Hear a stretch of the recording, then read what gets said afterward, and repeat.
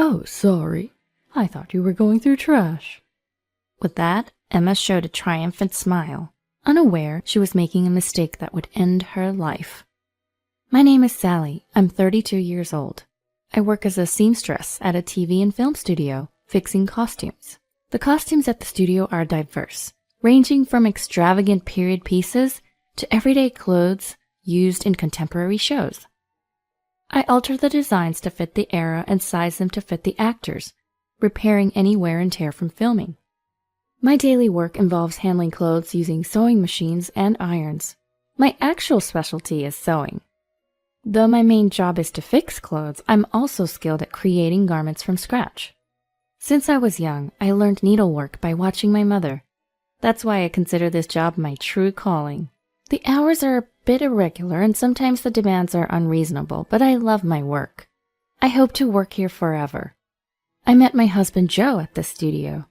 Joe was in charge of taking care of the actors. We're 3 years apart in age, and since we saw each other every day, we naturally grew closer over time. 2 years after we met, amidst our busy schedules, we eventually got married. We began our new life together. But just as the new life started, my mother suddenly fell ill and passed away, forcing Joe and I to postpone our wedding.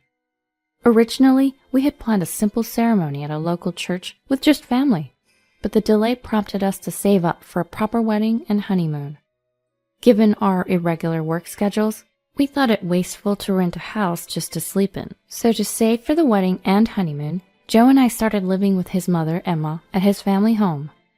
I lost my father early, and coincidentally, Joe had the same experience. My mother was the only surviving parent, and Joe worried about his mother living alone. I wanted to get along with Emma, but in hindsight, that was the beginning of a nightmare. Emma had no intention of getting along with me. In her eyes, I was no different from a thief who had stolen her son. As soon as we moved in, the harassment began. If I cleaned, Sally, what is this? It's so dirty. Here, there, and over there. I wonder what kind of upbringing you had. Your parents must have been quite something. I endured the harassment, trying to keep up with the cleaning, even causing my hands to crack and bleed. The strictness regarding household chores was unimaginable. Cleaning, laundry, cooking. If anything was even slightly unsatisfactory, no matter how tired I was, she would make me do it over with a nonchalant face. The more tired I was, the worse the harassment got.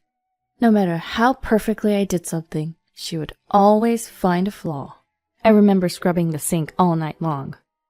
It seemed like she was displeased with everything about me. Emma had ordered I do all the household chores. Struggling to balance work and chores, I eventually arranged to work from home. This only escalated Emma's demands. Day in and day out, I was like Cinderella, slaving over household tasks. Is the laundry done? The curtain upstairs is torn. Fix it. You're good at sewing, aren't you? Emma, I'm sorry, I have urgent work. Can't the curtain wait until the weekend? What are you saying? If it's left like that, who knows what the neighbors will say. Fix it right away. I was doing housework while working, or rather, working while doing housework. Oftentimes, I had to work through the night, because the chores never ended. Emma seemed to thoroughly enjoy watching me become more and more exhausted. She was a perfect sadist, torturing me with her harassment, especially during the daytime when Joe was not around. The relationship between Emma and I was like that of an owner and a maid. I did all the housework. I had pride and couldn't easily confide in Joe. I did my best to fulfill my role. But more than the physical strain of the chores, there was something even more mentally taxing. Occasionally, Emma would invite neighbors over for lunch, and those were truly like hell. Emma was even harsher in front of the neighbors. From their conversation, I could hear them bad-mouthing me. Seriously, she's such a terrible daughter-in-law. I have to educate her every single day. My son is blind to it, but I'm not fooled. She's just so unlikable and lacking in common sense. I listened to the neighbors' laughter, chiming in as if in agreement, and thought to myself, who's the one lacking common sense? Once housework is done, it's done, but their harsh words linger heavily on my heart. Honestly, I felt like I was reaching my limit every day. If this continued, I felt like I might lose my mind. But that wasn't all. Joe has an older sister, Sarah, who's 38. Sarah lived with her boyfriend in a nearby town. If I were to describe Sarah in one word, it'd be stingy. She would come to eat lunch at our house almost every day, probably to save money. The worst part was her unannounced visits. Since I never knew when she was coming, I couldn't have her portion of the meal ready. She would casually eat my food and leave. Everything she owned was hers. Everything at her parents' house was hers. She would just take anything that was at the house. Perfect. I was just running out of Kleenexes. I'll take these. But Sarah, I just bought those for Emma. Then I'd get a glaring look. What are you talking about? You're always home, aren't you? Just go buy more. Like mother, like daughter. It's a wonder how Joe turned out so well. The biggest problem was when she would take dinner ingredients without asking. Every time I had to stop my chores and work to go shopping again. One day I couldn't take it anymore. Sarah, could you please let me know before you take something? Apparently she told Emma about it. Did you tell Sarah not to come over anymore? What? No, I didn't say that. So you're saying Sarah's lying? Caught between Sarah's lies and Emma's cruelty. Emma alone would be hell. But when you put the two of them together, the mental burden continued. One day, as I passed by the room where the two were talking, I overheard them talking loud enough so I could hear. It's like having a free maid. How nice. I'm jealous. Send her to my house too. Maid? Am I not a daughter-in-law? I had thought of myself as a maid, but hearing it said out loud was unbearable. Something inside me snapped. That night, I finally poured out my feelings to Joe. I can't do this anymore. I've been patient, but I can't live with Emma any longer. Please, I want to live somewhere else. After a moment of silence, Joe said, Okay, we've saved enough money. Let's move out soon. Really? I'll start looking for a place right away. Tears of relief streamed down my face. Unbeknownst to us, Emma was standing right outside our room. We had no idea this would lead to her bizarre behavior later on. From that day on, the days that had been so oppressive suddenly began to shine. I had one dream. I wanted to wear a wedding dress I made myself for my wedding. After all, sewing was my profession. After talking with Joe, filled with motivation, I immediately ordered a large amount of fabric online. I decided to focus on making the dress as my new purpose. That's what I decided. I started sewing the dress secretly in my room, away from Emma and Sarah. But one day, Sarah, who often dropped by unannounced, caught me. Whoa, what's this dress? It's nice to have your own dress. Hey, Sally, I'm getting married in 2 months. Make my dress too. Really? Yes, renting is just a waste of money. I want to keep costs low for the wedding, so please. Typical Sarah, always looking to save money. I hesitated but agreed to make it since she would cover the material costs. I started making Sarah's dress first, as our wedding was still far off. Sarah told me, Keep this a secret from Mom. I was asked. It seemed she planned to tell Emma she was renting the dress and get financial support from her. Whatever material costs she paid me, she was determined to recoup. Stinginess to this extent is almost impressive. I even talked to Joe about this situation. His response was, Sis never backs down once she decides something. I'm sorry, but it would really help if you could make it for her. I was asked. Feeling positive, I answered with a smile. Leave it to me. I'll do my best. I was getting paid, so I felt motivated. I thought of it as practice for making my own dress without spending on materials. I also had a little bit of hope that this might improve my relationship with Sarah. So I immersed myself in dressmaking between housework and my main job. Even Emma seemed to realize what I was up to. She occasionally peeked into my room. Sarah's wedding was approaching fast, and the dress was nearly complete. Then one day, Emma appeared in my room with a smile. You're working hard again today. Aren't you tired? Yes, a bit. Her sudden change in demeanor was unsettling. I'm going to make some coffee. Why don't you take a break? Really? That would be great, thank you. No worries at all. I'll bring it to you later. Thank you very much, I appreciate it. As Emma left humming, I felt a strange unease. Emma making coffee for me? That's never happened before. Could it be something more sinister? Different thoughts raced through my mind, but there was no point worrying. I decided to get back to work. I was just adding the final touches of lace. The end was in sight. Despite it being Sarah's dress, I found myself putting love into it. Suddenly I smelled coffee. Emma knocked on the door. Sally, may I come in? Oh, what is it? The next moment I was shocked.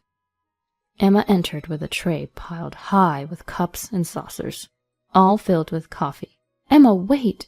It wasn't just for two. It looked like she was preparing for a party.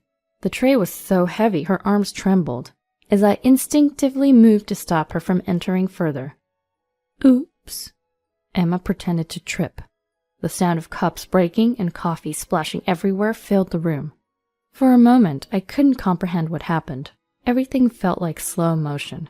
Looking down, my yellow-colored dress was stained like a giraffe pattern. Ah! I screamed involuntarily. I didn't miss the brief smile on Emma's face.